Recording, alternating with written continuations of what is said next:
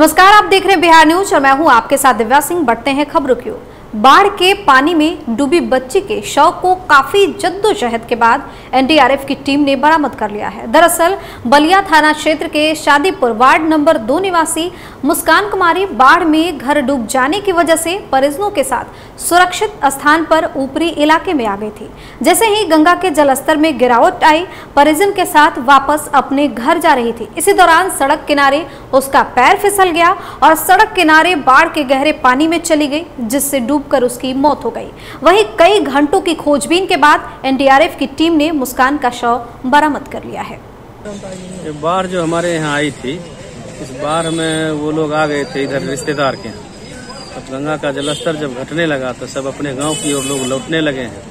इसी दरमियान गांव जाने के क्रम भर ठेहुना पानी था, वो तेज धार था।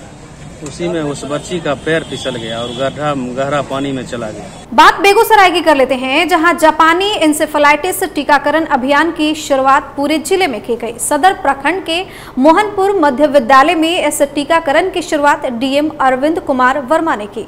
बेगूसराय जिले में 1 वर्ष से 15 वर्ष के करीब 10 लाख बच्चों का टीकाकरण किया जाएगा। शुरुआत में सभी स्कूलों और आंगनबाड़ी केंद्रों का चयन किया गया है, जहाँ स्वास्थ्य विभाग की टीम के द्वारा सभी बच्चों का टीकाकरण किया जाएगा। डीएम ने लोगों से अपील करते हुए कहा कि सभी लोग बच्चों को स्कूल भेजें और जापानी इंसेफेलाइटिस का टीकाकरण जरूर कराएं। बेगूसराय जिले में आज ये जापानीज इंसेफेलाइटिस का वैक्सीनेशन का कार्यक्रम प्रारंभ किया गया है और इसमें वर्ष 1 से 15 साल के बीच के सभी बच्चों का इसमें वैक्सीन उनको दिया जाना है, सभी का टीकाकरण किया जाना है। और इसके लिए माइक्रो प्लान भी सभी प्रखंडों के लिए तैयार किया गया और सभी प्रखंडों में आज प्रारंभ हुआ है। और ये हम लोगों का टारगेट है कि सबसे पहले स्कूलों और साथ ही साथ जो आंगनवाड़ी केंद्र हैं और जहां से सभी ज़्यादा से ज़्यादा बच्चों को कवर किया जा सकता है, वहां पे हम लोग टीकाकरण स्थल उसको चिन्हित करते हुए उसका टीकाकरण करवा रहे हैं। वहीं जमुई में सिकंदरा प्रखंड अंतर्गत कुमार गांव में आपसी सद्भाव की एक नई मिसाल देखने को मिली, जहां हिंदू समुदाय के लोगों ने इमाम हुसैन से अपनी मोहब्बत का नजारा पेश किया। कुमार गांव के लोगों ने वर्षों से छत व छत इमामबाड़े का चंदा एकत्रित कर निर्माण करवाया और भव्य ताजिया बनाकर एकता के मिसाल पेश की। वहीं गांव के लोगों ने अखाड़े में भी बढ़ चढ़ कर हिस्सा लिया। बता दें कि कुमार गांव में एक तरफ मां नेतुला का मंदिर है, जहां भजन और आरती होती है, तो वहीं मुहर्रम को इमाम हुसैन के नारे भी लगाए जाते हैं।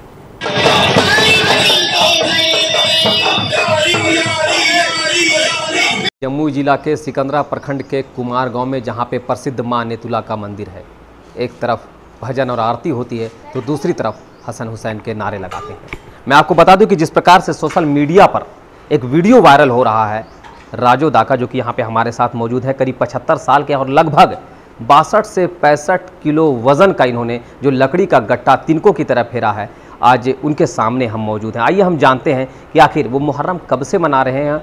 हम लगभग में 20 साल के थे तखने से हम मुहर्रम बना रहे हैं, समझे न। और मेरा पुरखान बाप दादा जो चला रहे थे उसके अथी में हम लोग देखते थे कि कैसे क्या कर रहे हैं नहीं कर रहे हैं, और उसी के देख करके हम उनका अथी लिए।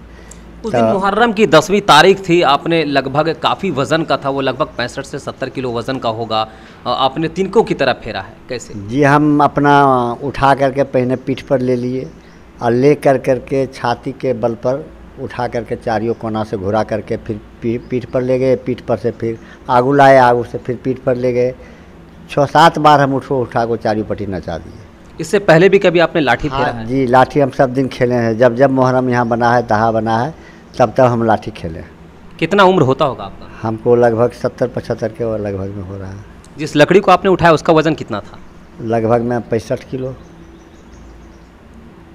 इस गांव में इमामबाड़ा है, उसको बनाने में आपकी क्या भूमिका रही? जी, हम लोगों अपना गांव से चंदा करके कोई तरह से उसको फलना आदमी जैसे जो है हमारा बुजुर्ग आदमी को सब चंदा दिया समूचे गांव, और उसको कोई तरह से हम बनवा दिए हैं और लगभग 4 फीट ऊंचा उसको हम बनवाए हैं। तो इस प्रकार का कारनामा करके आप जो हिंदू मुस्लिम एकता है उसको बढ़ावा दे रहे हैं कि नहीं कि कोई तरह से यहाँ दिक्कत नहीं हो, हम लोगों बढ़िया से खेलें, बढ़िया धूपें, शांति से अपना सबको खेला धूपा करके भसान करके। 1904 का जो सर्वे हुआ उसमें हमारा मड़वाड़ा और उस दिन से तजिया यहाँ बनता है, इसका तो इतिहास है। मगर उससे भी पहले, आज के 110 वर्ष पहले भी यहाँ तजिया बनता था और सब दिन यहाँ एक घर ही मुस्लिम समाज थे। बाकिए हम 1000 घर में हैं और सारे लोग ये तजिया जो बनाते हैं, तजिया बनाने से पहले हम लोग अपना चंदा इकट्ठा करते हैं, चंदा इकट्ठा करके करते हैं, उनको देते हैं, हम लोग मनाते हैं, उसको लेके घूरते हैं। और सारे लोग, कोई ऐसा चीज़ नहीं है कि जिसमें हिंदू लोग नहीं करता है। सिर्फ एक घर जो मुसलमान हैं उनकी अपनी जो रीति है, जो इस्लाम समाज के तहत हुसैन साहब का जो चीज़ होता है इस्लाम रीति से, वो मुस्लिम परिवार करते हैं। बाकी ये सारा चीज़ उसको घुराना, उसमें डंगा बजाना, उसमें ढोल बजाना, उसमें पैना खेलना, लाठी खेलना। और हमारे गांव में सदियों से ये परंपरा है। कुछ लोग चौकी को, जो लकड़ी का गट्टा है, उसको फेरना, भाला है, बर्छी है, तलवार खेलना है, ये लोग सब हम लोग आपसी खेलते हैं। गया में भाकपा माले के बैनर तले प्रतिवाद मार्च निकाला गया। बता दें कि महिला दलित पर दबंगों द्वारा पिटाई कर घर उजाड़ देने के खिलाफ जोरदार प्रदर्शन किया गया। भाकपा माले की नेत्री रीता वर्णवाल के नेतृत्व में दर्जनों महिलाओं के द्वारा एकजुट होकर सड़क पर आक्रोशित प्रदर्शन किया गया। वहीं रीता वर्णवाल ने बताया कि बोधगया थाना अंतर्गत मोरटोला गांव में दलित, महादलित और महिलाओं के साथ दबंगों के द्वारा मारपीट की जाती है, जिसको लेकर बोधगया थाना में 23 जुलाई को आवेदन दिया गया, लेकिन एफआईआर दर्ज नहीं की जाती है। हम प्रशासन से मांग करते हैं कि सरकारी जमीन में गरीब महादलितों का घर बसाया जाए और सरकारी पर्चा दिया जाए। महिलाओं और दलितों के साथ किए गए जुल्म के खिलाफ प्रशासन एक्शन ले और कड़ी से कड़ी कार्रवाई की जाए। लगातार 1 साल से वहाँ जो है महादलितों पर बार बार हमले हो रहे हैं, लेकिन गया जिला के जिला मुख्यालय हो या बोधगया थाना हो, हम लोग कई बार थाना प्रभारी को एप्लीकेशन दिए हैं। 7 जुलाई को भी दलितों की पिटाई की गई, महिलाओं की पिटाई की गई, लेकिन एफआईआर दर्ज नहीं किया जाता है। जब एफआईआर दर्ज किया जाता है तो एफआईआर का कॉपी को रख दिया जाता है और फिर वो इंतजार किया जाता है काउंटर केस करवाने के लिए। या कहीं न कहीं हम बोधगया थाना का भी संलिप्तता है, क्योंकि हम लोगों ने कल हम एसएसपी को फोन किए, तब जा कर के डीएसपी और बड़ा बाबू वहाँ जाते हैं और जांच करते हैं, क्योंकि 30 तारीख को एक आवेदन दिया गया था ममता देवी के द्वारा और उस आवेदन पर भी कोई कार्रवाई नहीं की। हम लोगों ने आवेदन वहाँ जमीन के आंदोलन, बिहार सरकार की जमीन पर दलितों के द्वारा स्वयं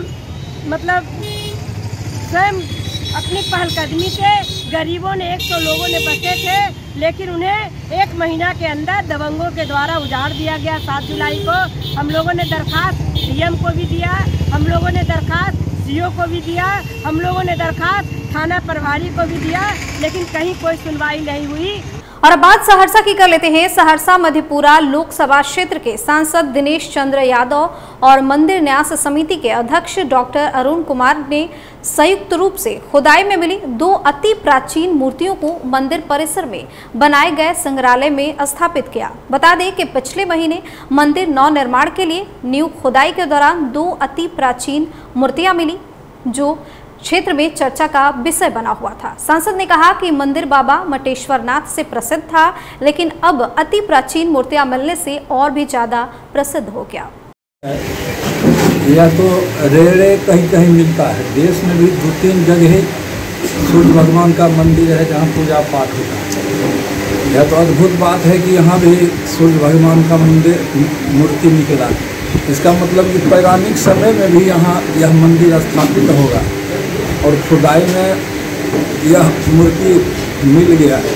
सौभाग्य की बात है इस इलाके के लिए, लेकिन उसको स्थापित करके अब पूजा पाठ भी लोग वहाँ करेंगे और बाबा का दर्शन करने आएंगे, उसके बाद भगवान सूर्य का भी दर्शन करेंगे और सभी लोग श्रद्धापूर्वक इस काम को तो करेंगे ही करेंगे। बुलेटिन में फिलहाल इतना ही। आप बने रहिए बिहार न्यूज़ के साथ।